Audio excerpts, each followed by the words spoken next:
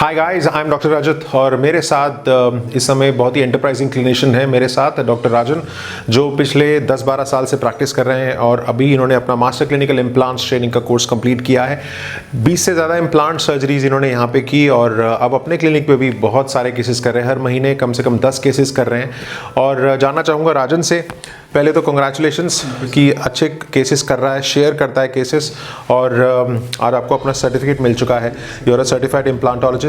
तो कैसा लग रहा है इस समय? जो पहले मतलब सोचते थे कि पता नहीं कैसे करेंगे और मतलब इम्प्लांट क्या चीज़ होगी पता ही नहीं था, अब लगता है कि कुछ भी नहीं है। अब लगता है कि ये तो बहुत ही नॉर्मल, बहुत ही नॉमिनल सा प्रोसीजर है और इवन अब मेरे को ऐसा लगता है कि रूट केनाल से भी इजी प्रोसीजर है, वो इम्प्लांट है।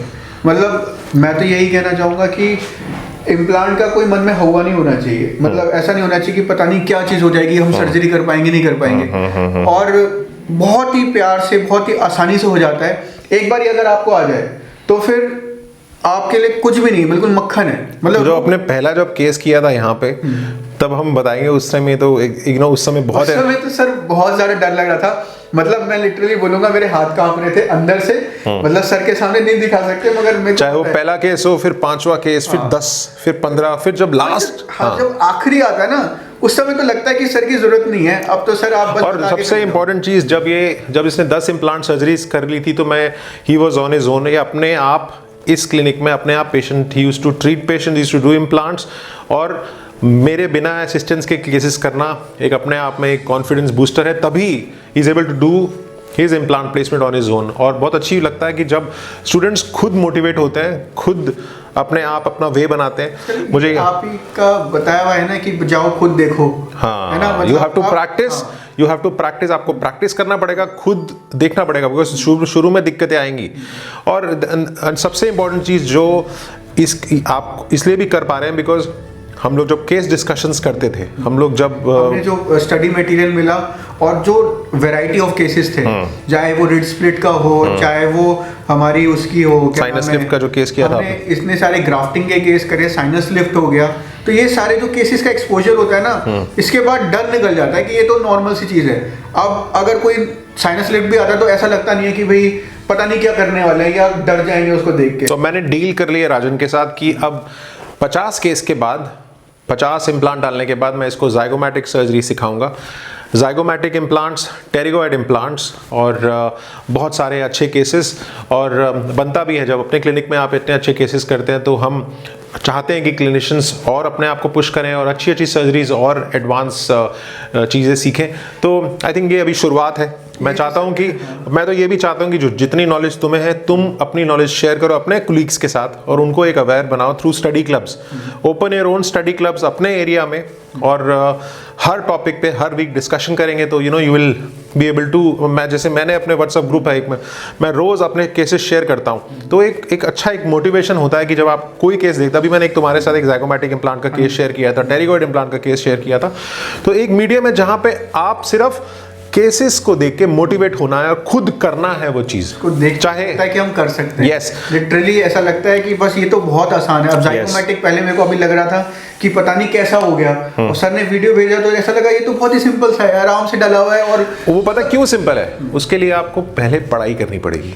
बहुत सारी पढ़ाई जब करते हैं ना आप, बहुत सारे जर्नल्स पढ़ते हैं, बहुत सारा स्टडी मटेरियल पढ़ते हैं, तब वो चीज़ आसान लगती है। आप हैंड्स ऑन करते हैं, आप बहुत सारा हैंड्स ऑन करते हैं। पहले स्टडी मॉडल आप 3D स्कैन करके स्टडी मॉडल बनवाते हैं, उसी स्टडी मॉडल पे आप प्रैक्टिस करते हैं पहले, and then once you are done with your practice then you feel confident कि हाँ मैं कर सकता हूँ। और वो जो प्लानिंग है वो शुरू में आप गाइड्स के थ्रू करते हैं। तो शुरू में आप गाइडेड इम्प्लांट्स करेंगे, उसके बाद आपको लगता है कि आप कॉन्फिडेंटली कर पाएंगे और एक प्रिसिशनल वही कॉन्फिडेंस आएगा आपको अपनी सर्जरीज में। तो I wish you all the best and I think this is just the start. मैं एक चीज और बोलना चाहूंगा कि एटलीस्ट आप किसी को कोई भी वीडियो देखे, एटलीस्ट सर के थ्रू कुछ भी हो, मतलब अगर आपको कोई क्वेरी भी होना तो sir is always there to help you. ऐसा नहीं कि आप कोर्स में ही आप सर से कोई क्वेश्चन पूछ सकते हो। I am always there. वैसे ही यूट्यूब का सर का चैनल है, उस पे भी मेरे पास पेशेंट की क्वेरीज भी आती है ना, I am always there. Surgeries के बीच में भी पेशेंट, अभी ये मेरे से बात भी कर रहा था ना, we had so many calls and I was answering all of them. मैं बोलता हूँ, कई बार बात नहीं कर पाता तो बोलता हूँ व्हाट्सअप में चैट पे रिप्लाई कर दूंगा।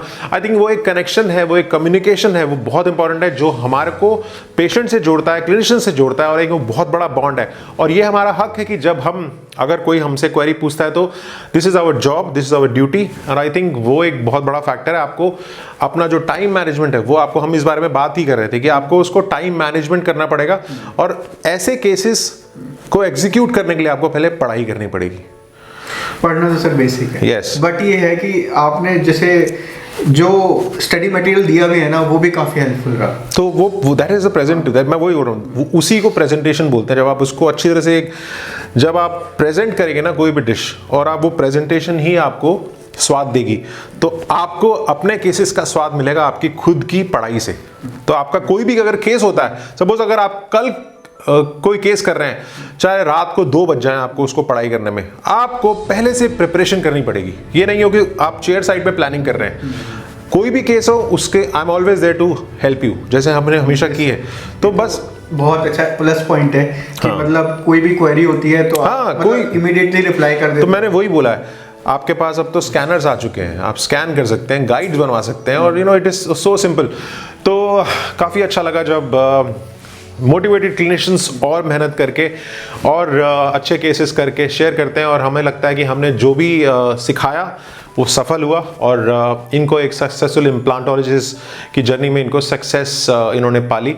तो वो जो सामने क्लिनिशियंस देख रहे हैं राजन, उनको कुछ कहना चाहेगा? मैं तो ये ज़रूर बोलूँगा कि जैसे मैं अभी बोल रहा था कि अगर आपको कोई भी क्वेरी है, आप पहले सर से यूट्यूब के वीडियो पे पूछ लो, और उसके बाद सर के पास आ जाओ, सर विदाउट एनीथिंग, मतलब विदाउट एनी डिस्क्रिमिनेशन कि भाई ये शायद मैं इसको नहीं जानता। यार गूगल तुम्हारी पॉकेट में है, इंस्टाग्राम, फेसबुक हो जाए, यूट्यूब हो जाए, और गूगल एक अच्छा ऐसा मीडियम है जहाँ पे हम सब एक दूसरे के साथ कनेक्ट है।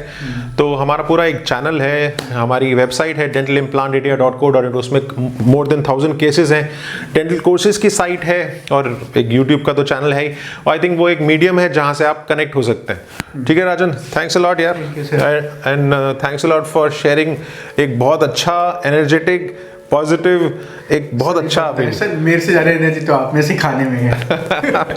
वो तो मुझे लगता है आ जाती है टाइम के साथ साथ, जैसे जैसे आप आप आगे बढ़ रहे हैं वैसे वैसे। और सबसे बेस्ट पार्ट है कि जैसे जैसे आप उम्र के उस पड़ाव पे बढ़ रहे हैं, अब और ज्यादा एनर्जी आ रही है। वो एक बहुत अच्छा फैक्ट, तभी पढ़ाई आने का भी तरीका होता है ना, मतलब ये होता है ना कि एक एनर्जी के साथ, मतलब जो मेंटर अगर अच्छे से सिखाए, एनर्जी के साथ सिखाए, तो बंदा भी सोचता है कि हाँ चलो अब मेरे को कुछ मोटिवेशन पीछे से मिल रही है। देखो जब मोटिवेटेड क्लिनिशियंस के साथ होते हैं तो अब एनर्जी और डुप्लीकेट हो जाती है ना, तो अब लगता है कि अब नेक्स्ट बैच से और ज्यादा एनर्जी आएगी। तो वो एक सबसे बड़ा फैक्टर है। तो thanks a lot, thank you.